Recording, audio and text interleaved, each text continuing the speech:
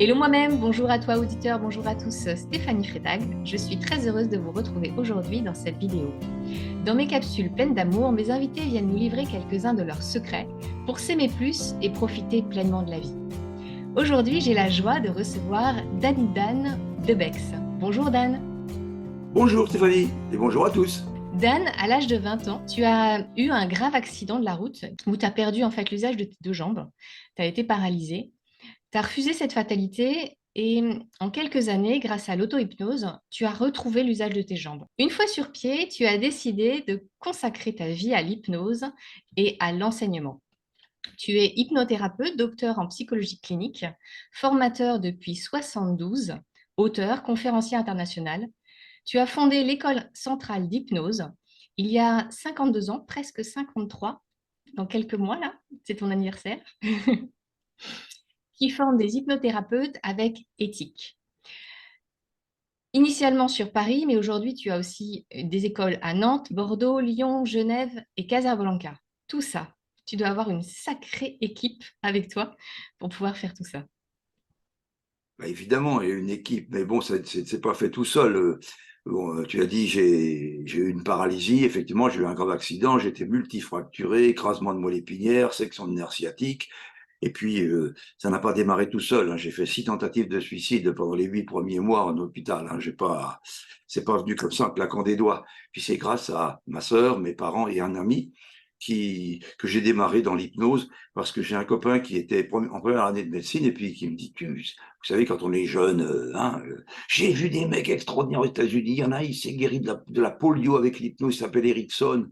Bon, sur le moment, j'ai dit, tu sais, ma grand-mère voulait m'emmener à Lourdes et là-bas, je sais qu'on sort même pas de la piscine avec deux pneus neufs. Alors ton Erickson, tu te le mets où je pense. C'était ma réaction de jeune con. C'est pour ça que je suis devenu vieux con. Voilà. Donc, je, il a démarré et puis il m'a fait faire un petit truc en me faisant regarder un point dans le mur. Enfin, il m'a fait faire ce qu'on appelle une vision périphérique. Et pendant quelques instants, je crois que je ne sais plus si j'avais mal ou pas mal, ça m'a tout changé. Et puis, le lendemain, il a recommencé avec ma sœur, ils ont élaboré des textes, et puis, comme ça a donné un petit résultat, ils ont acheté tous les livres où il y avait le mot hypnose dessus. Alors, il y avait de la fiction, de l'anticipation, quelques livres scientifiques, quelques livres médicaux, il fallait trier dans tout ça. Et puis, comme il y a un médecin qui était le docteur Debroise qui s'occupait de moi et qui a vu qu'il y avait des résultats, il s'est aussi intéressé à l'hypnose. Et puis, il y a eu également deux infirmières, un aide-soignant, une kinésithérapeute. Et on a monté un petit club avec d'autres paralysés de l'hôpital Pontchaillou à Rennes et puis également à Châteaubriand, puisque j'étais de Châteaubriand. Et puis, de fil en aiguille, on a commencé avec le docteur Debroise à faire quelques conférences en 1971. Voilà, ça a été comme ça. Et puis, c'est pas du tout seul. Je n'ai pas créé l'école centrale d'hypnose en 71. Je l'ai créée en l'an 2000. Mais avant, j'avais créé plusieurs formations. Et moi, j'étais un peu un ignorant. J'avais appelé ça École française d'hypnose, EFH, boum, ça existait déjà. C'était pour une société de transport en Allemagne. C'était déposé, donc il fallait changer. École européenne d'hypnose, Centre français d'hypnose. J'ai pris plein de noms. À chaque fois, il fallait changer. Je ne savais pas qu'il fallait déclarer à l'INPI. Voilà. Et puis, un beau jour, c'est devenu l'École centrale d'hypnose, parce que les 30 premières années, j'étais le seul à enseigner, enfin seul ou presque seul. J'avais de temps en temps des médecins, mais les médecins ne voulaient pas trop se mouiller. Et puis, j'ai eu la chance d'avoir le professeur Jauvet à l'Université des sciences de l'homme de Paris, qui m'a fait confiance, avec lui, j'ai passé mon doctorat, enfin, licence, maîtrise, doctorat de psychologie clinique. Voilà, puis j'ai fait un DEA de psychopathologie, j'ai fait de la morphopsychologie, j'ai fait de la PNL, j'ai fait de l'EFT. Puis voilà, c'est parti et j'apprends toujours parce que c'est ma passion. J'ai 76 ans aujourd'hui et enfin, déjà depuis un moment, je vais vers les 77 et tout va bien pour moi. Voilà. Je suis jeune depuis 76 ans. Super. Voilà. Merci. Donc, le, comment je suis venu à l'école centrale d'hypnose, ben, c'est ça le résumé, à dire vrai. Et puis après, j'ai embauché plein de gens avec moi qui étaient des anciens élèves à moi, dont beaucoup d'ailleurs avaient fait d'autres formations. Je me rappelle un médecin qui a fait une formation, mais il savait relaxer son client, il savait un autre qui faisait de la sophrologie, donc c'était, on va dire, de la relaxation améliorée avec des petites métaphores et tout. Mais il n'arrivait pas à des hypnoses profondes, comme j'ai découvert pour moi à l'époque de ma paralysie, parce que hop là, j'ai un truc qui cloche dans mon machin. Voilà, ça y est. Hein. Et c'est à l'époque de ma paralysie, j'ai découvert une astuce, puisque ni la morphine, ni le palfium, rien ne me faisait rien. Et il n'y a eu que l'hypnose qui m'a permis de moins souffrir, puis par moments même d'éliminer la douleur. Et j'ai inventé des techniques que j'enseigne maintenant aux anesthésistes, aux dentistes, et puis à tous les gens concernés dans le domaine de la douleur. J'enseigne depuis longtemps ça. Et, et donc, j'ai découvert des techniques qui permettent d'éliminer complètement la douleur. C'est très facile et c'est à la portée du premier venu, sauf que c'est très difficile à mettre en jeu. J'ai un médecin qui a la salle à côté, là, à qui j'enseignais l'hypnose en 2006 et qui est chirurgien dentiste et qui n'a plus jamais utilisé d'anesthésiant depuis 2006. Voilà. Mais parfois, au début, on l'obligeait à facturer les carpules d'anesthésiant et de les mettre à la poubelle. Sinon, il avait des petits ennuis avec le Conseil de l'ordre. Voilà, bon. Et moi, j'ai eu beaucoup d'ennuis aussi à l'époque. J'étais sorcier, j'étais magicien, j'ai tout été aux yeux des gens. Hein. En plus, je suis breton, alors, vous savez, dans ma ville bretonne, c'était un peu spécial. Même certains pensaient que je travaillais avec le diable. J'ai tout connu, vous savez. Le monde a changé. Oui. Heureusement, depuis une vingtaine d'années, on a un peu évolué. Mais, vous savez, dans les campagnes, il y a une époque, c'était Oui. grave. J'ai vu les petites poupées avec les épingles devant ma porte, j'ai tout eu. Génial. C'était extraordinaire. Voilà. Donc moi, je vous invite aujourd'hui dans cette émission parce que j'ai été touchée par ton humanité, ta résilience, qui est en résonance en fait avec ce qui m'est arrivé moi dans mon parcours aussi, quasiment au même âge, où je me suis retrouvée à 23 ans aussi bloquée par un accident. Oui. Euh, et, et ce que je trouve hyper inspirant, c'est tes actions que tu as mis en place concrètement pour aider les gens, en fait. Tu as pris de ton cas personnel, euh, enfin, tu es parti de ton cas personnel, en fait, pour pouvoir l'enseigner à d'autres, pour que ça puisse être utile à d'autres. Et je trouve ça hyper inspirant, et c'est pour ça que je t'invite dans cette émission aujourd'hui, pour Et j'en suis pouvoir très heureux. continuer à transmettre tout ça. Merci beaucoup pour tout ce chemin que tu as parcouru. J'en profite, en fait, pour te remercier pour tout ce que tu offres au monde, en fait, grâce à ton expérience. Mais c'est moi qui te remercie de m'accueillir dans ton émission, hein, parce que ça me permet justement de transmettre et puis de faire connaître. C'est un vœu que j'ai fait dans ma vie. À l'époque de ma paralysie, j'avais parlé tout à l'heure de mon copain Minot qui m'avait fait regarder un point, puis et avec lui on a développé tout ça. Et un jour, j'ai bougé un orteil, mais de 2 millimètres comme ça. Et ce jour-là, j'ai fait un vœu. Pas un vœu à l'extérieur, hein, pas une entité à moi-même. J'ai fait un vœu à moi-même que si un jour je remarchais grâce à cette technique, je ferais connaître l'hypnose dans le monde entier par tous les moyens possibles et imaginables pour sortir la planète des fauteuils roulants. C'est utopique, mais c'est un vœu, je me suis fait et je l'assume. Je fais partie des Sentinelles de la Nation, par exemple, dont le président est le docteur Chaput, qui est un monsieur d'une humanité sans nom, qui s'occupe des blessés de guerre, de tous les traumatisés physiques, psychiques, moraux, mentaux, intellectuels. Et nous sommes toute une équipe où on s'occupe comme ça des gens, des grands traumatisés. Voilà, c'est ma passion. Mm. Quelles seraient pour toi les trois grandes réalisations de ta vie dont tu sens la gratitude aujourd'hui? Ben, ma première chose, ma guérison. Je marche sur mes deux jambes grâce à l'hypnose, donc ça, c'est fantastique, grâce à mes techniques d'hypnoanesthésie au départ. Et puis, par la suite, c'est très rigolo parce que il y a un autre truc que j'ai fait. Mes parents m'ont dit, mais tu te rends compte, parce que j'ai ma tante qui est décédée à cause d'un cancer, soi-disant du tabac, et la sœur de mon père, enfin la demi-sœur de mon père, c'est une cousine à dire vrai, mais pendant la guerre, elle a été accueillie par mes grands-parents, tout, elle la considérée comme sa sœur. Elle est décédée à l'époque de ma paralysie. Et puis, mon grand-père est décédé également du tabac. Et puis, un jour, mon père me dit, tu te rends compte que tu arrives à guérir d'une paralysie et tu n'es même pas foutu de guérir ton grand-père et ta tante du tabac? Alors là, ça a fait tilt. J'ai travaillé avec des encéphalogrammes, avec des médecins. On regardait à quoi correspondait en fréquence. Tu sais, quand on fait un électroencéphalogramme, il y a plein de graphiques bizarroïdes. Mais quand on met de la musique, ça fait un peu la même chose. Et un jour, j'ai eu une idée. Je vois à la télévision un monsieur qui s'appelle Philippe Bréjean, qui était chanteur, et puis qui était aussi électroacousticien. Et il montrait sur une émission de télé un graphique de musique. Et le matin même, à Nantes, au CHU de Nantes, j'avais eu un électroencéphalogramme et j'avais une bande de papier où ça faisait des trucs qui ressemblaient. Je prends rendez-vous avec ce monsieur à Paris, je viens le voir, je lui dis, voilà, j'ai vu à la télé, voilà une bande de papier, c'est mon électroencéphalogramme, est-ce que vous pouvez me transformer ça en musique?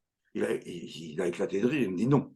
Et puis, bon, on a sympathisé, bon, tant pis, on a été boire un café, et puis on s'est quitté. Puis 3 semaines après, il me téléphone, il me dit, monsieur Lebec, enfin Dan, parce qu'on s'est tutoyé en plus, il y a un truc tu m'énerves. Il dit, depuis 3 semaines, à cause de toi, je ne dors plus. Je ne sais pas comment, je suis sûr qu'il y a un lien entre la musique et l'électroencéphalogramme. Et on s'est mis à travailler et on a trouvé. On a trouvé quelles étaient les fréquences qui étaient l'envie de fumer et quelles étaient les fréquences qui étaient dans le dégoût, etc. Et on a transformé ça en sonorité. Tout ce qui était envie, on l'a transformé, en contraire, pas en dégoût. Et tout ce qui était dégoût, en envie. On a fait une inversion. Et c'est l'époque où j'ai découvert qu'il y avait une sacrée différence entre envie et besoin. Par exemple, on dit, vous entendez les gens sans arrêt qui disent, ah, j'ai besoin d'une petite clope là, ou j'ai besoin d'une bière, ou j'ai soif, j'ai besoin d'une bière. Non, j'ai soif, donc j'ai besoin de boire, comme toi en ce moment. Mais j'ai envie d'une bière plutôt que d'un verre d'eau ou d'un Coca-Cola. D'accord? C'est donc. Alors, et pareil pour les gens qui disent, j'ai besoin de ma clope. Non, j'ai envie d'une clope, on n'est pas né avec la cigarette. Il y a plein de gens qui disent, j'ai envie d'aller aux toilettes. Non, j'ai besoin. On va aux toilettes par besoin. Puis je peux t'hypnotiser 500 fois, je t'empêcherai jamais d'aller aux toilettes. C'est impossible. Et tu feras sur toi-même. Voilà. Donc, et j'ai fait la différence entre besoin et envie, et je recadre ça dans le cerveau des gens. Parce que dans leur conscient, ils ont confondu besoin et envie, mais dans l'inconscient, ils ont les solutions. Inconscient, schématiquement, pour ceux qui nous regardent, inconscient cerveau droit, conscient cerveau gauche. Parce que c'est pas 100% vrai, c'est à 95% vrai, parce qu'en plus, le subconscient, le paraconscient, le métaconscient. Donc, c'est tout un travail, mais on n'est pas dans un cours de psychologie ici. Voilà. OK?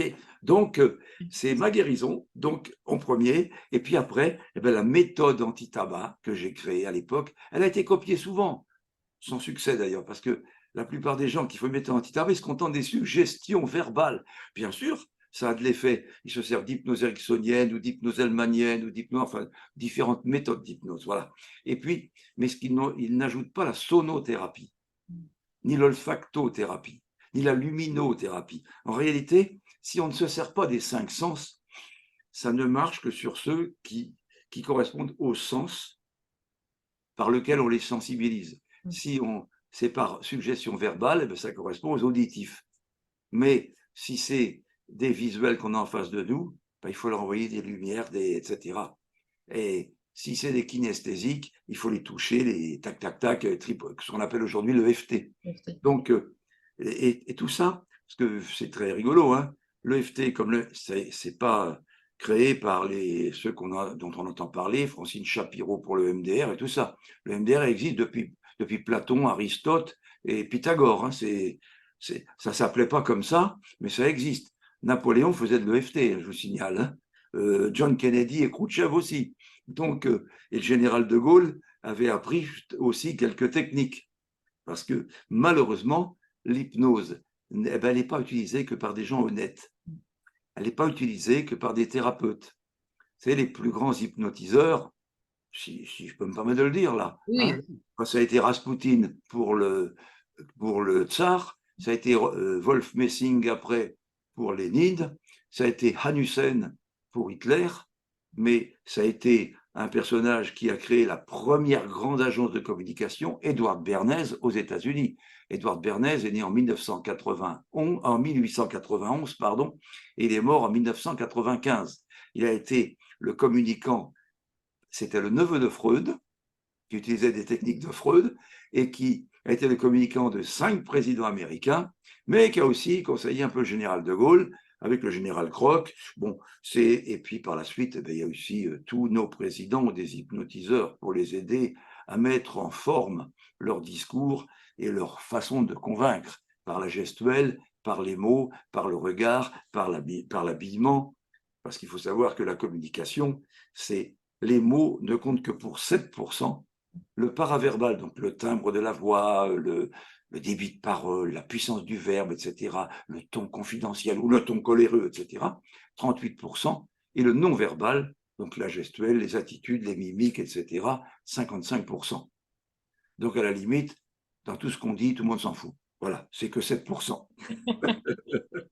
Voilà. Vous n'ayez pas peur de prendre la parole, de toute façon, tout le monde ne vous écoutera pas. C'est pas ça le plus important. Ok. Donc, tu vois, ma Et guérison, du coup, après les méthodes tabac et la ouais, méthode Mincir. merci. Méthode Mincir que j'ai fait 2 ans après, parce que la méthode tabac, je l'ai fait en 71. La Mhm. méthode Mincir avec les mêmes techniques. Alors qu'attention, dans les problèmes de poids, il y en a 90% à peu près qui sont vraiment d'origine émotionnelle, psychologique. Il y en a d'autres qui sont avec des problèmes hormonaux, avec, je sais pas moi, quelqu'un qui prend de la cortisone, c'est pas psychologique, hein, ça le fait grossir. Mais on va dire 90% des gens qui ont des soucis de poids, eh bien, il y a une grande part qui est psychologique et donc on peut les aider à se débarrasser de ces kilos superflus et non pas à les perdre. Hein, on voit à la télé, perdez 5 kilos par mois avec la méthode du gland, perdez 2 kilos par semaine avec la méthode du genou. Et alors qu'il ne faut surtout pas perdre. Quand on a perdu ses clés, on fait quoi? On les On les retrouve. cherche. Et si on ne les retrouve pas, on fait refaire la serrure. Mais quand on a perdu du poids, on le cherche. Si on a perdu 15 kilos en 6 mois, on reprend 18 kilos en 6 semaines parce qu'il y a les intérêts au passage. Donc il ne faut pas les perdre, il faut s'en débarrasser pour gagner. On va donc faire fondre les kilos superflus pour gagner en esthétique, se débarrasser des graisses pour gagner en souplesse, éliminer les bourrelets disgracieux pour gagner en séduction, etc., etc., etc.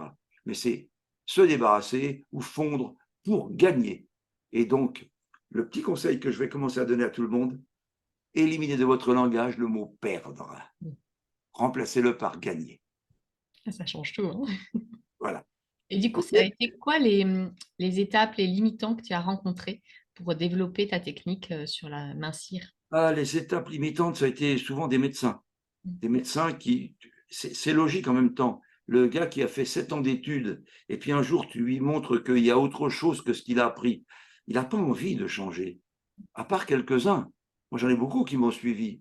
J'ai même, je ne vais pas donner leur nom ici parce que je ne veux pas les gêner, j'en ai qui ont été rayés du Conseil de l'ordre des médecins parce qu'ils pratiquaient l'hypnose. Donc, heureusement que j'avais des relations pour les faire réhabiliter, parce que vu que ce que je fais, je travaille avec certaines instances, assez haut placé. Donc, je m'en sers aussi pour aider quand un médecin a des ennuis ou quand quelqu'un qui pratique l'hypnose se retrouve avec un questionnement un peu bizarroïde devant la justice. Ça arrive, c'est rare, mais enfin, ça arrive. Voilà. Donc, ça a été le frein principal, convaincre les médecins. Et puis, qu'est-ce que j'ai fait pour le faire, pour obtenir ça? J'ai commencé par des conférences en 1971 avec le docteur Debroise. Mais les gens se moquaient de lui ou se moquaient de moi. Parce que, si bien qu'à la première conférence, on avait tous nos copains, les siens et les miens. Puis à la deuxième, ils étaient plus là ou moins. Et puis, mais par contre, on n'en amenait pas le grand public. Et puis, comme je faisais quelques exercices, des petites démonstrations que je faisais aux gens pour expliquer l'hypnose, eh bien, le docteur Lebroise, à l'époque, m'a dit, mais fais ça, il faut montrer. Et j'ai donc fait plein de démonstrations, des conférences, démonstrations, débats. Et puis, même certaines personnes me disaient, oh, moi, je veux le côté démonstratif, le reste, le baratin que tu mets autour, j'en veux pas. Alors, j'ai donc fait des spectacles d'hypnose. C'est pour ça que beaucoup de gens m'ont connu à la télé. J'ai eu mon émission, je passais régulièrement, ou à De Chavannes, ou à Matin Bonheur, ou un peu partout dans toutes les émissions, où je fais des démonstrations. Mais le côté démonstratif, à contrario de certains qu'on voit aujourd'hui à la télévision, quand je faisais une expérience, j'expliquais comment elle fonctionnait, pourquoi, comment et comment je l'illustrais. Donc, par exemple, si je transperçais quelqu'un avec une brochette, j'expliquais que la technique que j'utilisais pour l'anesthésier. Je vois quelqu'un qui arrive auprès de moi, je le fais rentrer, hein, je le fais rentrer, ferme la porte. C'est le docteur Marciano, qui aussi pratique l'hypnose, viens vite derrière moi quelques instants, qui pratique l'hypnose Bonjour. en chirurgie dentaire. Voilà. Hein. Voilà Stéphanie qui m'interviewe dans ton émission. Je ne sais pas si elle le gardera si tu veux ou si elle ne coupe pas, mais il pratique l'hypnose depuis 2006. D'accord, bah justement, je vais en profiter pour prendre son témoignage. Comment vous l'utilisez? Qu'est-ce que ça a changé dans votre pratique? Moi, j'utilise dans les cabinets dentaires. Ouais. Donc, j'ai déjà fait de l'hypnoanesthésie. Mhm. Mais la plupart du temps, c'est pour des gens qui sont, on va dire, très anxieux. Donc, c'est de les ramener dans un état qui soit confortable pour eux, où ils se sont rassurés, ils reprennent confiance en eux. Le relever la phobie Voilà. du dentiste Voilà, déjà. déjà. Phobie du dentiste, c'est ça. Et Donc, c'est quels essentiellement. résultats, du coup, vous voyez concrètement? Ça change quoi dans votre cabinet? Dans mon cabinet, Ouais. disons que l'hypnose, c'est pas simplement de dire dors ou sois bien. C'est tout un concept de communication aussi. Donc, on change soi-même.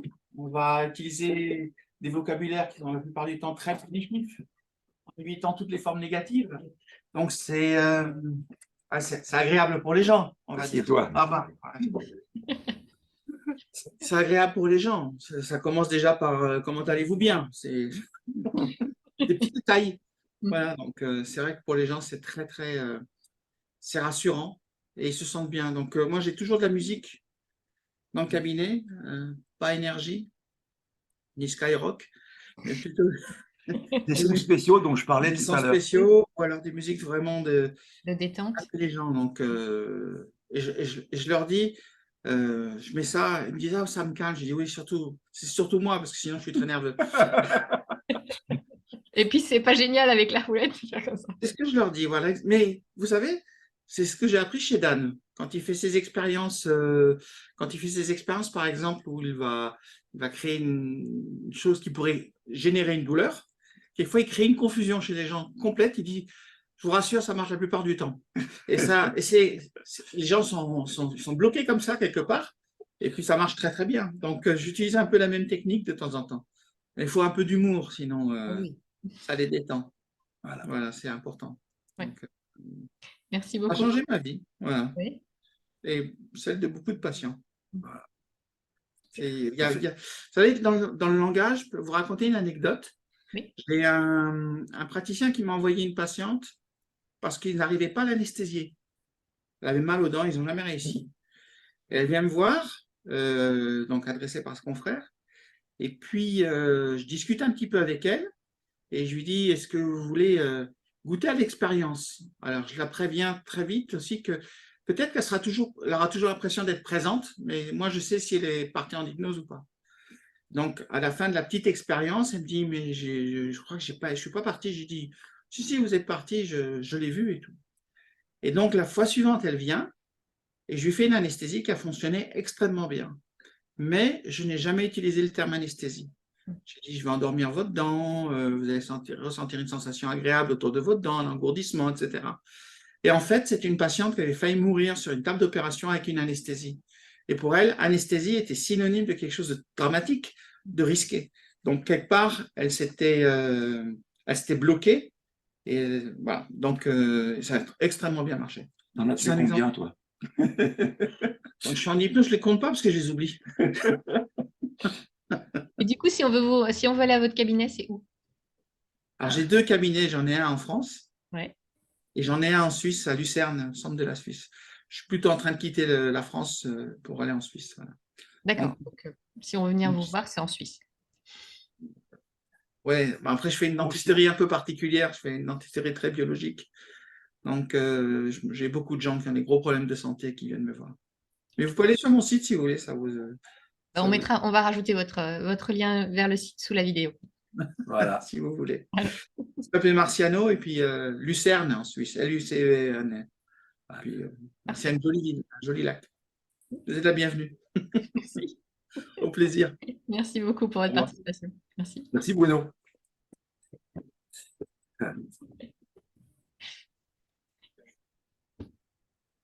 Voilà. Merci Bruno, beaucoup. je lui ai enseigné l'hypnose en 2006. Mhm. Puis je lui ai fait faire des émissions de télévision, faire un implant sous hypnose sans la moindre goutte d'anesthésiant. Voilà, ça marche très très bien. Moi, j'ai été opéré, je ne sais même plus combien de fois, sans anesthésie. La dernière, c'était une opération d'une hernie discale. Et je discute avec le chirurgien pendant l'opération. Voilà. Je me dis pour les enfants, ce serait génial parce ils ont peur en fait de la piqûre qui déboule et ce serait tellement plus doux pour eux. Est-ce que vous savez combien de temps il faut pour s'anesthésier tout seul en auto-hypnose? Bon, je pense que c'est rapide. Eh bien, regardez, une fraction de seconde. Non, mais vous faites pas mal, hein. Oui. faites pas mal à votre peau, c'est pas la peine. Non, c'est 100% insensible. Oui, oui, C'est c'est insensible, mais instantané. votre peau, elle a quand même là. Mais tout le monde est capable de le faire. Tout le monde le fait sans le faire exprès. Ça vous est arrivé, comme tous ceux qui nous regardent, ça vous est arrivé de vous pincer un doigt dans une porte ou de vouloir enfoncer un clou et puis aïe, c'est le doigt qui a pris, vous jurez tous les noms d'oiseaux. Puis quand vous êtes très pressé, vous avez du travail à faire, vous remontez au travail et vous n'y pensez plus. Et puis 2 heures plus tard, vous allez vous laver les mains. Oh là là, ça fait mal cette saloperie. Vous êtes d'accord avec moi? C'est arrivé à tout le monde. Donc vous avez fait une auto-hypnose sans le faire exprès. Vous pensez bien que je suis capable de le faire sans le faire exprès, On peut le on peut faire quand on le veut. faire en apprenant. Et c'est quand même c'est nettement mieux. Si bien que ça permet de se faire extraire une dent sans anesthésie, se faire opérer de l'appendicite sans anesthésie. Enfin, il y a quelques opérations où il vaut mieux pas, par exemple les amygdales, parce qu'on ne sait jamais si le sang allait couler dans les poumons. Bon, mais la plupart des opérations peuvent être faites sans anesthésie. Ou avec une dose d'anesthésiant diminuée de 50% ou même de 80%. Voilà. Tout dépend de l'opération. Si une amputation, on mettra quand même 50%. Mais on n'aura pas les inconvénients de la salle de réveil, des pertes de mémoire, de tous les malaises de la personne. Vous voyez? Bon, ben, c'était une belle parenthèse d'avoir le docteur Marciano. Il est en cours à côté, justement, là. Bah, super. Hein, voilà. Ok, Donc, on va reprendre le fil de l'interview. on reprend le fil, Donc, voilà. ouais, on a fini sur les trois grandes fiertés. Du coup, est-ce Ah, que... j'en ai une qui a été ma dernière quand même. Ça a été ma création en 2000 de Ouais. l'école centrale d'hypnose, parce Parfait. qu'auparavant, je donnais tous les cours, Mm. ou presque, enfin 90% des cours, et mes élèves avaient tendance à me copier. Mais vous êtes une femme, si vous copiez mes façons de faire, mes façons de dire, c'est pas féminin. Donc, ça ne marchera pas. Alors, si bien que, ayant en 2000, comme j'ai réussi à convaincre certaines personnes, certains médecins d'accepter de participer, de donner des cours alors qu'ils en avaient les capacités, mais auparavant, ils se faisaient blackbouler par le Conseil de l'Ordre. Donc, à partir de là, eh qu'est-ce qu'on a fait? Ils sont venus donner et on se dispatche. Il y a des hommes, un médecin, un cardiologue, un dentiste, un anesthésiste, un psychiatre. Vous voyez, des gens qui donnent les cours, moi aussi, bien entendu. Il y a une psychothérapeute, il y a également un commercial, il y a une coach sportive. Il y a des gens qui sont de domaines différents, mais qui donnent les cours, si bien que quand on a plein de professeurs, on pique un peu de l'un, un peu de l'autre des manières, et puis on ne perd pas sa personnalité. On prend un peu partout et on garde sa personnalité. Et c'est d'autant plus efficace que si on a un seul prof. Il y a pire, hein. En ce moment, vous savez, on voit des formations. D'ailleurs, il y a 3 personnes de la salle à côté qui viennent apprendre parce qu'elles ont toutes les 3 fait une formation en e-learning. Là, elle me dit, mais j'ai 200 heures d'e-learning, sauf qu'elle ne s'est toujours pas hypnotisée. Voilà. Alors, elle a payé un certain prix, parce que l'hypnose, vous savez, c'est comme la bicyclette. Hein. Ça Pour prend. apprendre, il faut monter sur le vélo. Hein. C'est pas en regardant le Tour de France à la télé, même pendant 10 ans, que vous apprendrez à tenir en vélo. Et pour apprendre à faire du cheval, c'est pas dans un livre que ça s'apprend non plus, ni dans un film. C'est en montant dessus. Et eh bien, quand vous voyez des gens qui prétendent enseigner l'hypnose ou l'auto-hypnose en e-learning, ça me fait sourire et ça me met un peu en colère. Parce que j'appelle ça de l'arnaque. Je le dis carrément. Hein. Et puis les gens qui sortent de là, ils sont formés, ils pensent en plus pouvoir être aptes à exercer. Ah Et, oui. et J'ai une dame qui est à côté, qui est hypnothérapeute depuis 1 an. Mais elle me dit, si elle vient chez nous, là, c'est parce qu'elle dit, j'ai pas de résultat. Ça marche pas vraiment bien l'hypnose. Ah, tu parles. Elle a fait une formation en e-learning. Elle a 180 heures, je crois. Et puis, 4 jours en présentiel. Moi, vous savez, à mon école, il y a 320 heures de pratico-pratique en présentiel, c'est-à-dire 40 jours, plus des ateliers du soir, plus 200 heures d'e-learning, plus la psychopathologie qui est presque une centaine d'heures. Mais ça, par contre, c'est en e-learning parce qu'on n'a pas besoin d'être présent. Mais c'est pas comme ça en claquant des doigts qu'on devient hypnothérapeute. Hypnotiseur, allez, il faut, disons, 15 jours, 3 semaines pour devenir hypnotiseur. C'est-à-dire savoir utiliser quelques techniques d'hypnose pour hypnotiser une personne. Mais pour être hypnothérapeute, il y a toute la partie thérapeutique, et là, il ne s'agit pas de plaisanter. Un psychologue, il a 6 ans d'études pour avoir son doctorat. Un psychiatre, c'est beaucoup plus long, c'est 10 ans, n'est-ce pas? Donc, ce n'est pas quelqu'un qui a fait 8 jours qui peut remplacer ce genre de personne. Pourtant, il y a plein de gens qui y croient et puis qui vont dépenser 1000, 2000, 3000 euros dans des formations en se disant après, bah oui, mais ça ne marche pas, c'est pas efficace mon truc. Voilà. Vous voyez, c'est grave en même temps. Donc, ce dont je suis le plus fier, c'est quand j'ai monté l'école centrale d'hypnose avec toute une équipe autour de moi. Ça, c'est ma grande fierté. Ma guérison en premier, puis celle-là après. Alors là, c'est pour ça qu'à 72 ans, je suis toujours là et que je resterai jusqu'à 93 ans, jusqu'à la porte du cimetière, quand je serai dans la boîte à réflexion. Là, j'aurai le temps de prendre des vacances. Voilà. Dans notre société, beaucoup d'entre nous ont du mal à s'aimer pour tout l'être parfaitement imparfait qu'ils sont. Vous en êtes où sur ce chemin-là, vous? Ah, du mal à s'aimer. Eh bien, moi, j'ai un truc dans le domaine de l'amour inconditionnel. Je reste carrément un étudiant, je le dis bien.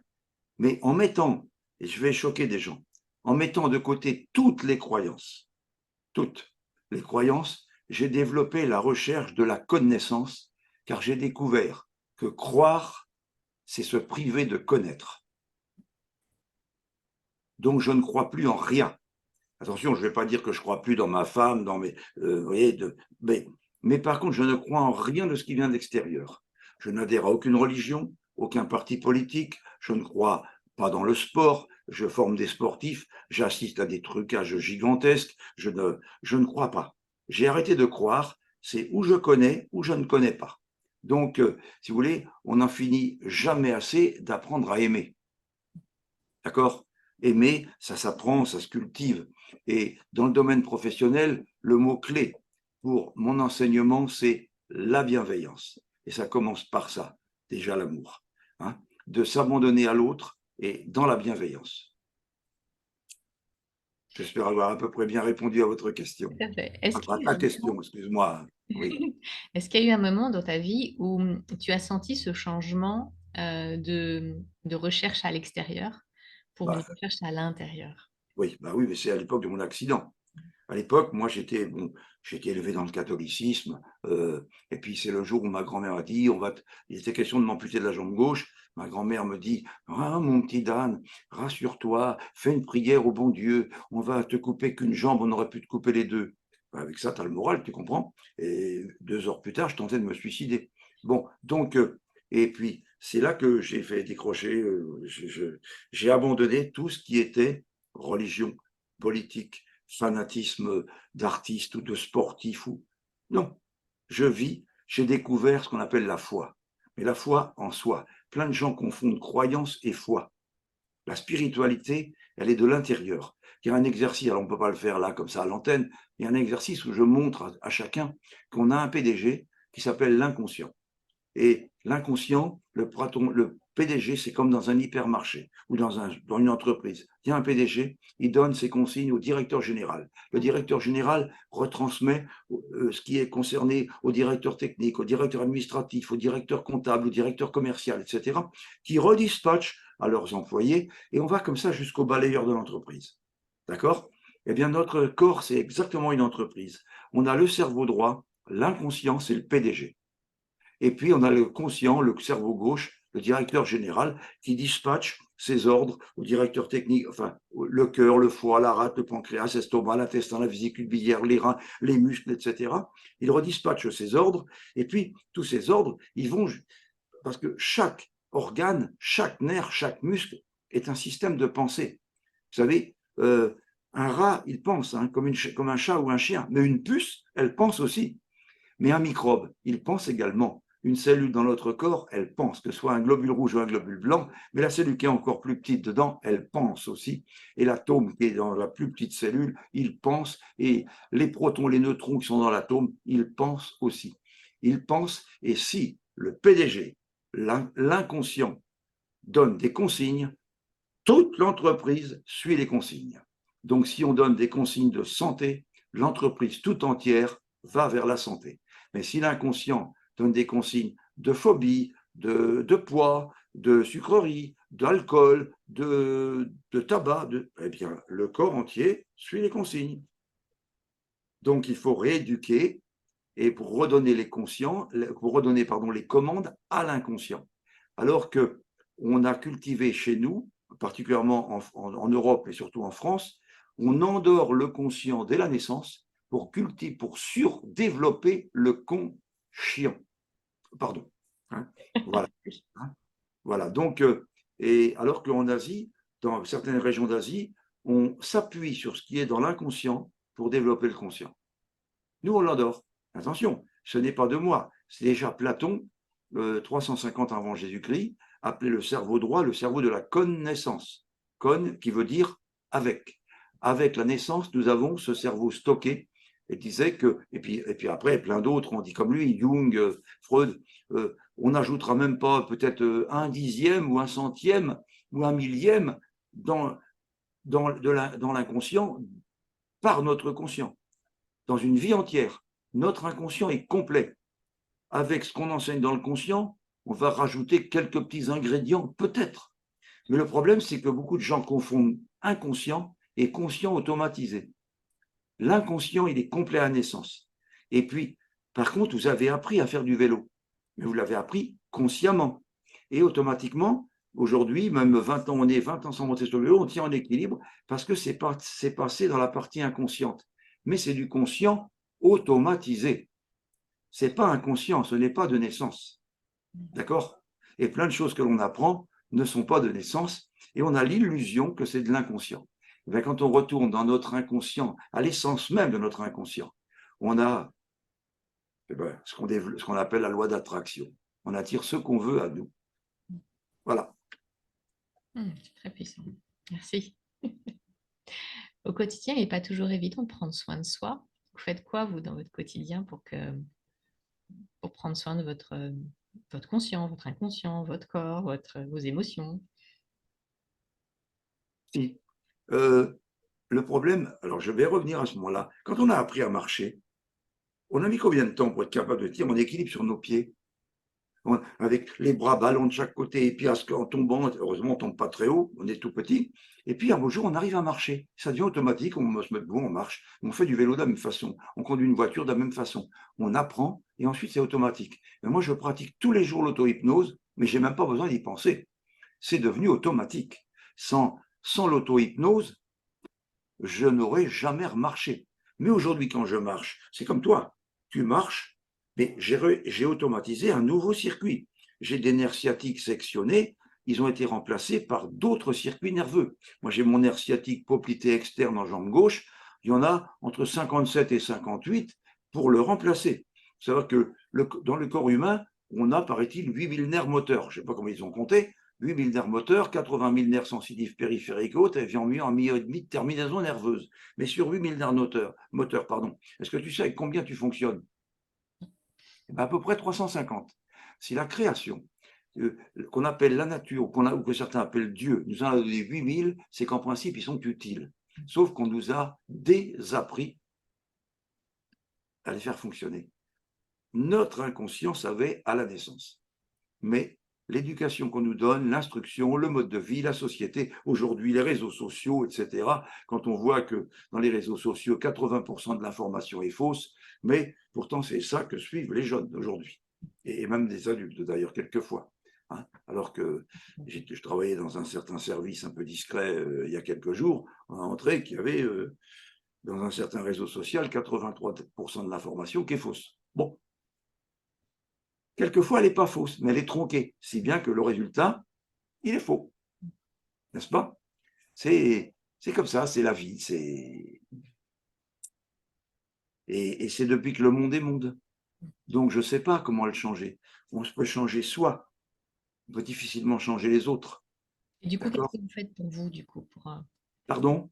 Qu'est-ce que vous faites dans votre quotidien pour vous, pour prendre soin de ça? Je ne fais plus rien, c'est devenu automatique. Je pense, j'ai un truc qui s'appelle le mot magique, le mot secret. Je l'ai depuis 55 ans.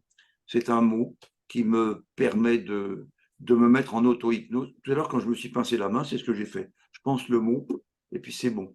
Mais en développant ce qu'on appelle la loi d'attraction, c'est ce que j'ai fait. Moi, par exemple, partout où je vais, n'importe où, soit au Japon, en Chine, en Afrique, en France ou dans n'importe quel pays, je loue des voitures et mon inconscient m'emmène, je n'ai pas besoin de regarder les plans, mon inconscient m'emmène à l'adresse et il y a systématiquement une place qui se fait à l'endroit où je vais, à la seconde à laquelle j'arrive.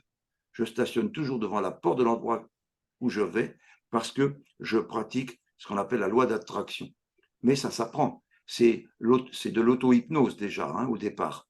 Mais ce n'est pas de l'auto-relaxation comme font certains et qu'ils appellent auto-hypnose. Quelqu'un qui pratique l'auto-hypnose, moi je vois dans notre école, dès le deuxième jour, les gens savent tous faire ce que j'ai fait, savent s'insensibiliser une main ou une autre partie du corps.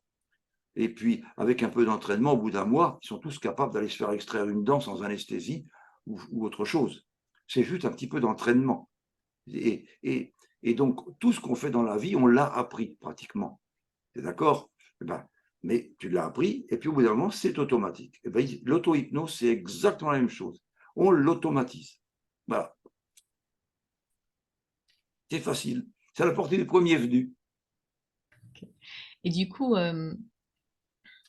De quel coup? Tu vois, tu viens de dire du coup. Il ouais, faut savoir, je vais le dire pour tout le monde. Quand on dit à quelqu'un, on est en face quelqu'un, et qu'en quelques minutes, on dit 7 fois l'expression du coup. La personne nous trouve antipathique. Elle ne sait pas pourquoi. Parce qu'on lui a fait 7 coups. Et puis en plus de ça, mais ça a été volontaire, quand on s'est dit bonjour avec la Covid, avec le poing. Moi, jamais je n'ai mis mon poing face à quelqu'un. Quand je disais bonjour à quelqu'un, c'était la main sur le cœur. Bonjour monsieur, ou bonjour madame. Et la personne en face avait ça, non merci. Et je n'utilise jamais du coup. Il y a tellement de mots qu'on peut dire en conséquence ou par conséquent, à ou pour présent. aller plus loin, pour conclure. Et alors, il y a plein, il y a 40 mots pour remplacer du coup. Je dis donc à tout le monde, éliminez-le parce qu'on vous l'a inculqué volontairement, puisque ça s'appelle diviser pour mieux régner. Et à force de se dire du coup, on a la sensation que les autres sont tous nos ennemis. Inconsciemment, bien sûr, on ne le calcule pas. Et moi, je vous le dis, et on a fait des examens au PET scan où on a constaté que c'était ça. C'est comme plein d'autres phrases. Vous savez, je peux donner un exemple, Oui, hein, bref, éventuellement. J'ai, avec ma sœur, qui était au rectorat de l'Académie de Nantes, on a fait un exercice il y a une trentaine d'années, plus de 30 ans maintenant, 35 ans, pour un problème de fraction. Vous savez, les problèmes à l'âge de 10 ans, 11 ans, là, quand on nous donne les problèmes de fraction, le robinet qui coule, le bassin qui fuit, la baignoire qu'on vide avec une louche ou une cuillère, hein, les trucs qu'on a bien aimés, là, n'est-ce pas? Hein, eh bien, c'est le même problème à l'éducation nationale, avec 3 départements de Bretagne, enfin du sud de la Bretagne, dont la Loire-Atlantique, et puis les départements autour. Les instituteurs ont eu comme consigne, il y en a eu sur 1620 gosses. Donc, la moitié des instituts ont eu comme consigne de dire pour le même problème, de dire aux enfants, bon les enfants, vous allez essayer de me faire ce problème. 7% ont trouvé la solution. Les autres, l'autre moitié, les 810 autres gosses ont eu comme réflexion, pour les enfants, nous allons voir à quelle vitesse vous êtes capable de trouver la solution. 88% l'ont trouvé. Pourquoi? Première formule, les enfants, vous allez essayer. Dites-vous bien qu'à chaque fois que vous dites je vais essayer ou tu dois essayer, vous avez 999 risques sur 1000 de rater. Alors, vous allez essayer de me faire. Vous savez ce qu'il entend l'inconscient? Débrouille-toi donc, fais-le donc toi-même. Vous allez essayer de me faire ce problème. Je défie quiconque d'aimer les problèmes. On n'aime que les solutions. Eh bien, aux autres enfants, on dit, bon, les enfants, nous allons voir à quelle vitesse. Ça sous-entend que c'est facile, mais on va voir qui va le plus vite. Compétition. Et on est tous compétitifs en étant enfants. Nous allons voir à quelle vitesse vous êtes capables, on dit qu'ils sont capables de trouver, on ne parle pas de chercher, la solution, on ne parle pas de problème. 88% la trouvent. Eh bien, avec un grand groupe d'hypermarchés, on a fait la même chose quelques années, 5 ans plus tard, pour des cadres supérieurs, pour des dossiers, vous allez essayer de me donner un résultat à ce dossier, etc. Enfin, la même formule. On a eu exactement le même résultat, le même pourcentage, avec des adultes. Que ce soit les enfants ou les adultes, ça fonctionne. Donc, là encore, un autre conseil, éliminer du coup, puis éliminer, essayer. Ça n'existe pas dans ma langue, essayer. Ouais. Donc, on ne fait pas. Comme peut-être, le peut-être n'existe pas. Sauf si c'est peut-être déjà. vous sentez peut-être déjà le résultat. Ah oui, ok. Donc ça sous-entend, si vous ne le sentez pas maintenant, vous n'allez pas tarder à le sentir. Mm. Vous voyez, mais il y a plein d'expressions comme ça.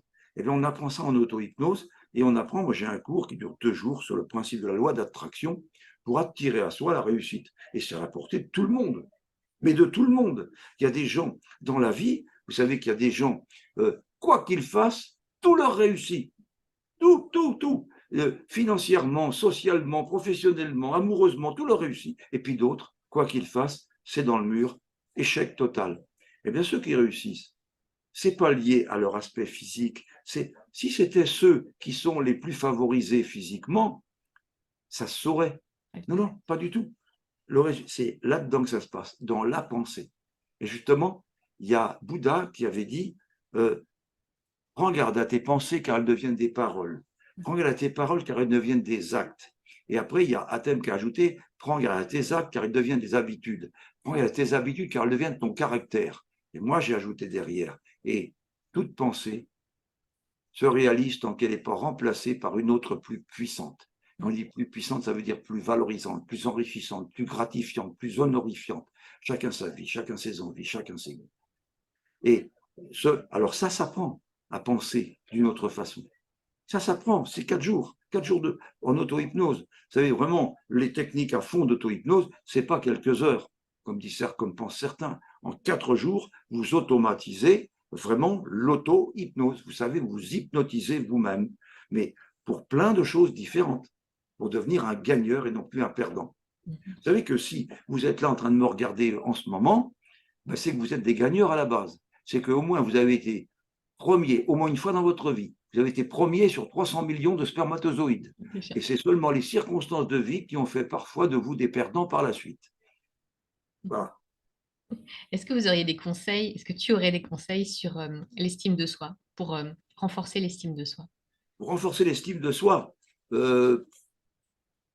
c'est difficile à dire comme ça, parce que ce sont des exercices. Moi, j'ai développé, et je t'ai dit, j'enseigne la loi d'attraction, ou comment attirer ou renverser les événements négatifs par la projection quotidienne de pensées positives. Mais cette estime de soi, elle vient de la même façon. On apprend à s'estimer. Comment dire, je vais réfléchir là. C'est pas toujours évident de.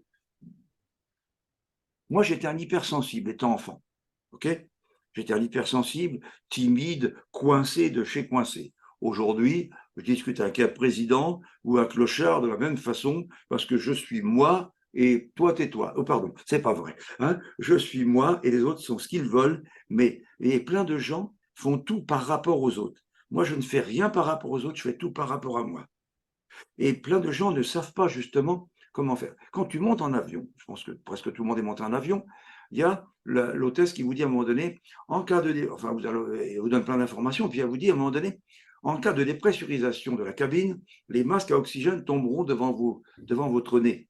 Mettez votre masque en premier avant de vous occuper de vos voisins, de vos enfants et tout. Parce qu'imaginez, la maman, elle a 2 gosses de chaque côté, elle met le masque à son gamin et elle tombe dans les pommes, et comme ça, le deuxième gosse aussi. Vous voyez? Donc, on doit d'abord s'occuper de soi. Moi, je m'aime. Voilà. Donc, je m'occupe d'abord de moi. Et puis d'ailleurs, c'est même dit, pour ceux qui sont un peu croyants ou qui lisent des bouquins comme la Bible, c'est même dit, aime ton prochain comme toi-même. Sous-entendu, si tu ne t'aimes pas, eh ben, tu n'aimes pas les autres. Et plein de gens s'illusionnent en croyant qu'ils aiment les autres. Ah, j'aime tout le monde, je fais des cadeaux. Ouais, tu achètes l'affection des autres. Tu les aimes pas. Ouais. Donc, c'est, comment dire, l'utilisation de l'hypnose, moi, m'ont permis, en les appliquant sur moi, de gérer mes émotions, de transformer cette sensibilité que j'avais en perception aiguisée et en empathie vis-à-vis de l'autre, en empathie, mais pas en amour ou en amitié instantanément. D'abord, je fais de la thérapie. Quand on est en thérapie avec quelqu'un, c'est pas notre copain, c'est pas notre ami. On va être en empathie avec lui. C'est pour ça qu'on ne soigne jamais sa propre famille. Aucun thérapeute ne peut soigner sa famille. Donc, ou alors c'est pas efficace. Si vous soignez votre cousin, votre beau-frère, Il y a des choses qu'il ne vous dira pas. Il a son jardin secret. Alors que devant un hypnothérapeute ou un psychologue ou un thérapeute quelconque, on va se confier parce qu'on sait qu'après, bon, il passe à quelqu'un d'autre. Mais si c'est quelqu'un de la famille, il y a plein de choses qu'on ne va pas lui dire. Même à notre conjoint, on ne lui dit pas tout. On a notre petit jardin secret, tout le monde. On ne dit pas tout à nos enfants ne nous disent pas tout. Donc, OK. Moi, je sais qu'une trop grande sensibilité m'aurait carrément freiné dans ma vie. Et j'ai utilisé tous les outils à ma disposition pour la transcender. Et c'est à la portée de tout le monde. C'est pour ça, donner un conseil, c'est difficile dans ce domaine-là. C'est d'apprendre. Voilà. D'apprendre en faisant sur soi, c'est là que l'on constate. C'est comme j'ai dit, si pour savoir ce que ça fait de nager, il faut se mettre dans l'eau et puis avec le moniteur éventuellement qui nous tient sous le menton, puis qui nous apprend les bons gestes. Mais tant qu'on ne se met pas à l'eau, si on est à quatre pattes sur un tabouret en train de faire les gestes, c'est pas ça qui nous fait tenir en équilibre sur l'eau. Donc c'est apprendre et faire sur soi. Mais faire sur soi avec le bon prof, hein. Attention. Et pas par Internet, pas en visio. Voilà. Ok. En conclusion, quel secret la vie t'a appris que tu souhaiterais léguer à ce monde? Eh bien, j'ai découvert qu'il y a plein de gens qui cherchent à l'extérieur ce qu'ils ont en eux et ce qu'ils appellent Dieu. Okay, Dieu qui, comme si c'était une entité extérieure à eux, alors que Dieu est en tout. Dieu étant dans un microbe, comme dans un éléphant ou en nous, mais ce qu'il y a, on a plein de Dieu en nous, puisque chacune de nos cellules est Dieu. Donc, je vais dire à chacun de vous, en vous tutoyant, tu es Dieu, nom de Dieu, alors sois toi. Voilà. Il faut être soi, et c'est tout. Parce qu'on a tout en nous, et dès qu'on est, vous avez plein de gens qui sont, et attention, on dresse les peuples à être comme ça, à être des demandeurs. Mon Dieu, s'il vous plaît, donnez-moi la santé. Monsieur le Président, s'il vous plaît, donnez-moi de l'argent. Patron, s'il vous plaît, donnez-moi du boulot. Donnez-moi. Il y en a plein de métro. Des données. Donnez, Et donnez. oui, donnez. Voilà. Donc, non, on doit se donner à soi-même. Et donc, se donner déjà, quoi? Les moyens. Et tout le monde les a. Mais il faut avoir, bien entendu, les personnes qui savent nous conseiller aussi pour nous les donner. Voilà. Merci beaucoup pour tous ces conseils, merci beaucoup pour tous ces partages. J'espère sincèrement que toi, auditeur, tu profites de ce partage, de cet échange, de cette richesse de vie que Dan nous a transmis, de toutes ces clés et ces pépites qui sont là. J'aimerais beaucoup lire sous cette vidéo en commentaire tes prises de conscience, ton cheminement personnel, tes questions. Dan, merci pour ce temps, merci pour cet échange. Moi aussi, je remercie tous ceux qui s'intéressent à ce qui me passionne et m'a aidé à guérir de ma paralysie, l'hypnose. Merci à tous d'être là devant nous à écouter et à regarder. Dan, quelles sont tes actualités en ce moment? Où est-ce qu'on peut te retrouver? Les actualités, on les mettra dessous. Je donne bien sûr des cours d'auto-hypnose, mais je donne des cours d'hypnose rapide, d'hypnose douce, d'hypnose instantanée. Et puis, pas tout seul, j'ai mon école où on forme des hypnothérapeutes, bien entendu, mais quelquefois, juste pour goûter, on peut tout bêtement aller comme par exemple, j'ai écrit un bouquin, le dernier qui était sorti, c'est celui-là, Alléger votre mental. C'est des petites recettes à l'intérieur, des recettes que j'ai fait avec Alain Lancelot, qui est prof, lui, de sophrologie, parce qu'il y a des gens à qui l'hypnose fait peur, c'est un peu dommage. Donc, on a fait le lien entre sophrologie et hypnose, de manière que chacun puisse en bénéficier. Et puis, en plus, c'est un bouquin qui est à la portée d'un gamin de 15 ans. Il n'y a pas de problème. Puis, j'en ai un autre qui va sortir dans 2 mois, et qui est un livre que je vais oser appeler la Bible de la communication. Yes. Mais il ne s'appellera pas comme ça. Hein. Et il y aura des reprises de ce que j'avais écrit avant, qui est un bouquin, Code et techniques secrètes de l'hypnose dans la communication.